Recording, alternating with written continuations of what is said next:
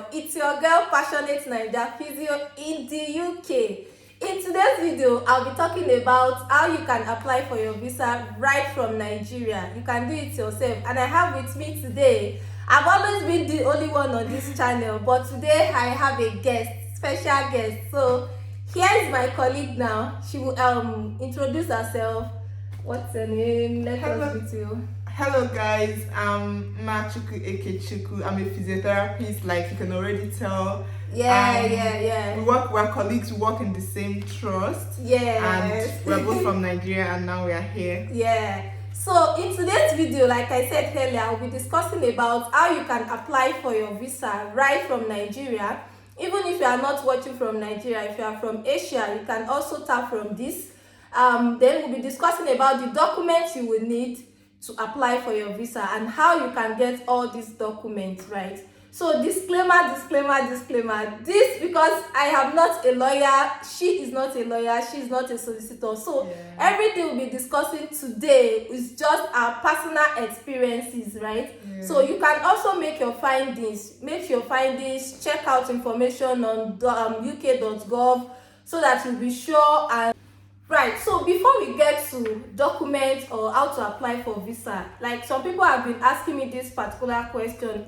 Hey, how long can it take them for them to get job in the UK?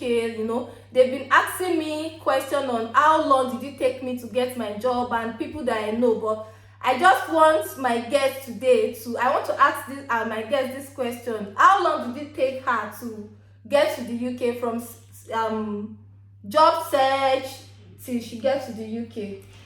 Okay, so the truth is individualized, and my story is going to be different from every other person's story. Yeah, that's right. This is my story. My job search when I got the job was a very short time compared to other people. However, my HCPC was what took my time and what delayed the entire process. So what I decided to do, because I was already sure I was going to get on this journey, nothing was stopping me. Yeah, that's the spirit. So when my HCPC was delaying, assessors, issues and stuff, I just started tutorials, started researching, started even applying for jobs without HCPC. So I'd already familiarized myself with everything about job application. So when I got my HCPC, I got it in May or March. Okay, I got it in March. And then I got 2 jobs. I landed by the special grace of God, I got 2 jobs in April. So it took me exactly 1 month from my license, from getting my license to job search and then to getting the jobs. So it took me 1 month. But for some people it can vary. Exactly. Some people can get their license in 3 months and it will take them 2 years to get a job. So I actually, like, from my group of friends, I actually have a friend that did on her very first interview. After her very first interview, she got a job. Wow. But it was not my first interview. I had 8 interviews. I think I had up to 12 to 13 interviews. Exactly. So and then there are people too, because their HCPC came faster than they expected. They had not even had any idea about job search. So they got their HCPC. They had to pack it somewhere first. And then start searching for jobs. So what would you advise people that have delay in their HCPC? Would you advise them to start searching for job? Would you advise them to stay and wait for their license before they start searching for job, based on your personal experience? Okay, so first of all, I will always say to people, everything depends on your kind of person. Okay.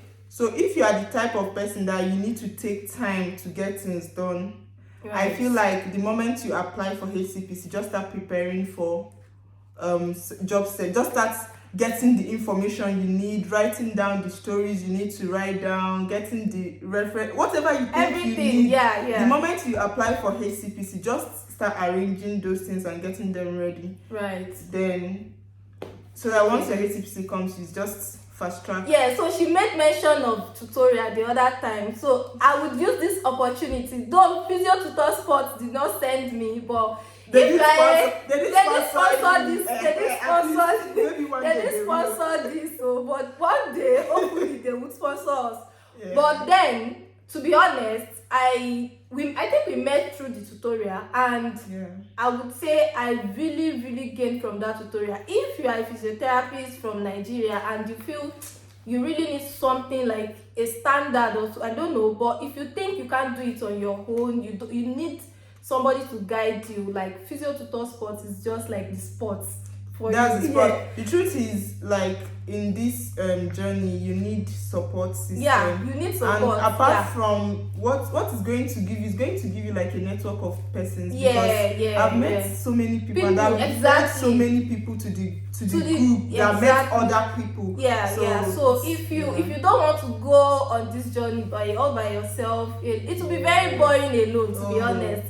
You need support. So we'll be talking about the documents you need to apply for your visa. So there are a lot of documents you use.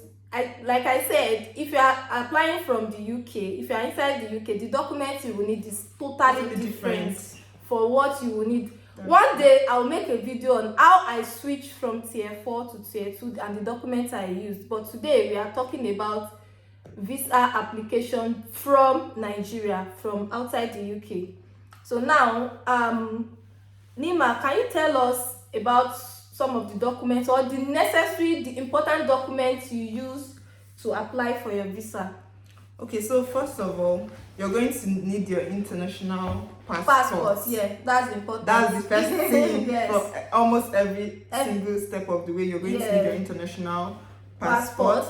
Then after this, and after you've landed that dream job, it's expected that your employer somehow will send you something called the certificate of sponsorship. So you're supposed to get this in your email through your new employer where you'll be going to. Then another document you would need would be the TB tests. So from IOM, what's it? I don't remember the full name. International Organization of Migration or something. International something. Exactly. So in Nigeria, so in Nigeria there are 2 locations where you can get that, in Lagos and in Abuja. So you need to even book that in time so that you can get a date and then you go and you get that test result. That's your tuberculosis test. So the next document. So another document is the police report. So this is for applicants that are up to 18 years and above. So children don't need police reports. That's what it is. So how do we get this police report, especially from Nigeria?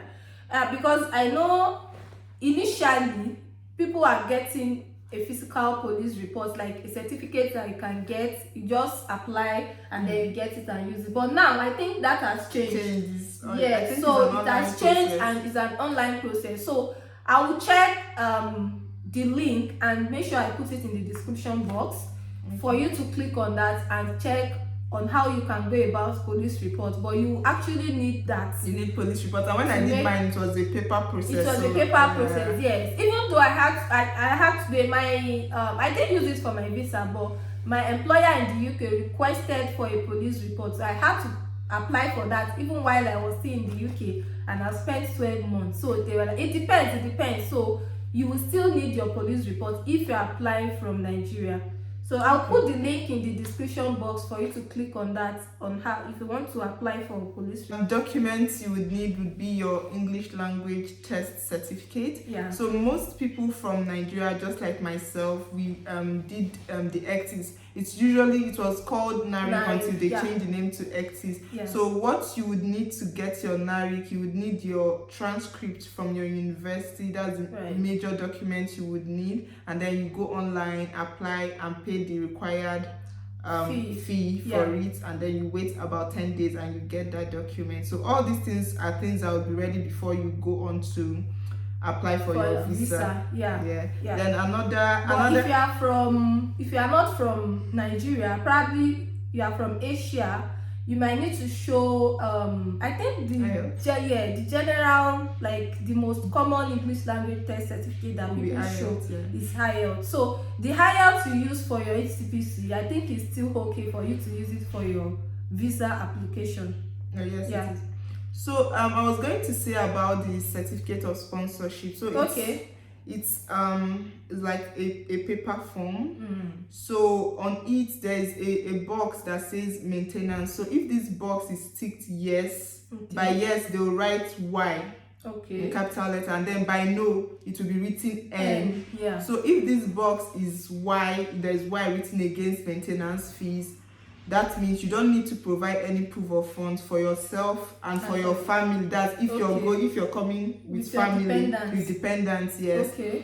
However, if it's written N, that is ticked no, it means you have to provide proof of funds to the visa to home office. And I think, however, even if it has no, you can still contact your employer to see if they can change the maintenance. So I had that experience. So mine was, some of them can change, whereas some would say no. So mine was tick no, and I was like, I have like a colleague now that's come over and he didn't provide this and stuff. So I just sent an email, a polite email, to say, oh, this is the situation and this is what I would like to get out of you and stuff. And they were like, okay. They don't necessarily tick yes, but they included a description on my COS that says that the trust would I can't quote verbatim, but what it said is that the trust would take care of my maintenance. So you didn't later show maintenance, so it was still no. But I didn't provide proof of fund. You can imagine, we are in the same trust, but my COS stated no, like they ticked no. So but the advantage I had is because I've been in the UK for the past 12 months before I made my application, so I didn't have to show my proof of fund or anything to show that I can provide for myself because I've been here. It's on UK Gov that if you are applying from the UK and you've been in the UK for 12 months, at least 12 months, you don't, even if your COS is showing no, you still don't need to provide any proof of funds. So right. So any other documents apart from this do we need to apply for visa? No, these are all the documents you need. The passport, your COS, that's your certificate of sponsorship. Some people are saying you need to show your offer letter. Is it necessary? Do you need to show that? Do you need to put that in your application? No, it's not. I didn't put it, and I'm here today. But you can. I think the COS covers for everything. Yeah, basically. So your COS will show your employer's details. Yeah, your everything. It will show the amount you'll be earning per annum. Right. So did you apply for visa yourself after getting all these documents ready? Did you do your application? Then how easy it is? Like, is it possible for somebody to just sit down in one corner and apply for? Because a lot of people have been, and especially people that have never been out of the country before, they'll be scared and anxious and will be like, I don't know how to go about it. Is it not possible? Is it possible? Is not possible? Do I need to hire a solicitor or something like that? So did you apply yourself, and how easy was it? Like, so I applied myself, not just for myself, I applied for my children as well, and then my husband applied his, and we didn't need any formal education to know how to do it. So the thing is, once you go to the site, honestly, yes, once you're sure you're on the official site, and then you're applying for skilled worker visa, you selected skilled worker visa application, then you start following the prompts one after the other, and then you can save. So and you don't come back later to it. So you don't even have to do it on one sitting. And if you're even not sure of what you're doing, you can just save it and get information. And then you can then continue. And even when you're through with everything, you can even have somebody read through it, because even though you know the correct answers. I think I did that when I was applying for my student visa. Though I made the application, I filled all those things myself, but I still had to send it to somebody before I made the final submission to go through it, you understand? So you don't have to rush yourself. Take your time, check through it, send it to somebody you think can check through it for you or something like that, and correct the mistakes before you make the final submission. So what I'll say is, it depends. I won't totally say you don't need a solicitor, but honestly, it's something you can do yourself. Yeah. It's something you can do yourself. And even if you get a solicitor, you still need to provide all those details to the yes. solicitor. Yeah. And then if you make a mistake in sending those numbers or those details to the solicitor is going to impute what you sent, and it's still going to be. Yeah, I understand what you mean. So unless you're giving him all the documents. Yeah. You understand? Yeah. So honestly, UK visa, I think is still the easiest so far. That what is like a DIY. DIY. Like, it is very, to be honest, the website is user friendly. True. You will always understand everything. You should be. I think anyone should be able to have apply. a good knowledge of how to use the internet. Yes, you can do it with your phone, and in fact, you can even be on your bed and be. I made my application on my bed. You understand? You don't have to sit down. You don't have to be too serious. Yeah. Just make sure you cross-check all the information you are putting, and the numbers you're writing are correct. The wordings, the spellings are correct, and you'll be fine. You'll be fine. Yeah. So the next question I'll be asking you today is about visa application with dependents, because some people are of the opinion that you can't come in together with your partner. You understand that? Did you apply together with your partner and with your children and partner? I mean your dependents overall. And then did you guys move into the UK together? Yes. Right. So let me just summarize how it went. We did everything together. The application, we did it together. There is a number you get on your COS. You're going to need that number to apply for your partner, your spouse, as well as your children. And you can do it while you're still in Nigeria. And also you can come to the UK. You can get your visa, come to the UK. And then they will make their own application later on, or no, you can. Okay, there are two ways to it. Okay. Or there are multiple ways to it. Number one is while you're applying for your visa, you apply for your partner and your dependents, everybody, and everybody gets the visa together. Okay. Now, some people will choose that the principal applicant now comes over to the UK. Okay. While the rest of the group even though they have their visa. But now you've got a vignet on your international passport that says you have to cross, or you have to get into the UK in the space of 90 days. Right. So if you do it, it means that the rest of the group have to come into the UK within that time frame. Yes. Okay. Now another way some people will do it is that just the main applicant applies for visa and gets into the UK, and then from the UK applies for the rest of the group that will be coming. Okay. And then they will join the whenever they want to. Okay. Now they don't have any time restriction. Okay. Now the third way you can do it, which was what we did, and which is very expensive, that's why people don't want to do it, is to apply for visa, pay for your flight ticket, and get everybody moving at the same time. Okay. So because the visa fee, and again, maybe that's a difference. We'll talk about the cost and everything later on in the next video. Yeah, so I hope if I invite you next time, you'll be willing and be happy to come. I will come. Why not? I will come. So if you haven't subscribed to my channel, please don't forget to subscribe. If today is your first time, don't forget to subscribe, share, and like this video. Thank you, and we'll meet again in my next video. Thank you for coming to my... Bye.